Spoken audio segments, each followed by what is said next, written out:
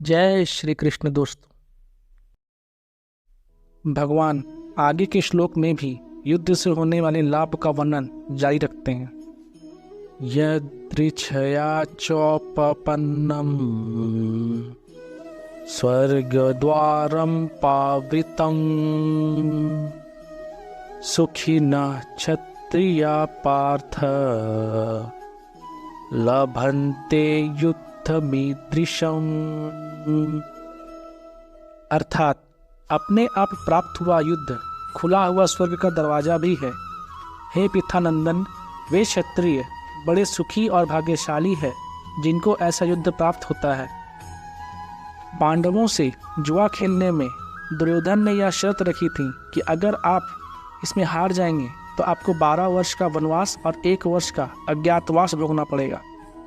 13वें वर्ष के बाद आपको अपना राज्य मिल जाएगा, परंतु अज्ञातवास में अगर हम लोग आप लोगों को खोज लेंगे तो आप लोगों को दोबारा 12 वर्ष का वनवास भोगना पड़ेगा। जुए में हार जाने पर शर्त के अनुसार पांडवों ने 12 वर्ष का वनवास और 1 वर्ष का अज्ञातवास भोग लिया।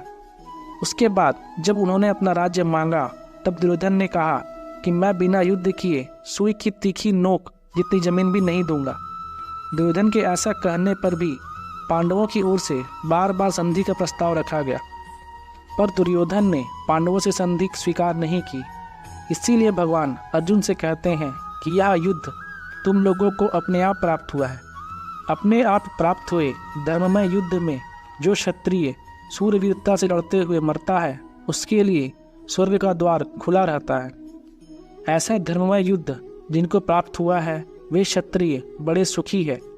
यहाँ सुखी कहने का तात्पर्य है कि अपने कर्तव्य का पालन करने में जो सुख है वह सुख सांसारिक भोगों को भोगने में नहीं है। सांसारिक भोगों का सुख तो पशु पक्षियों को भी होता है।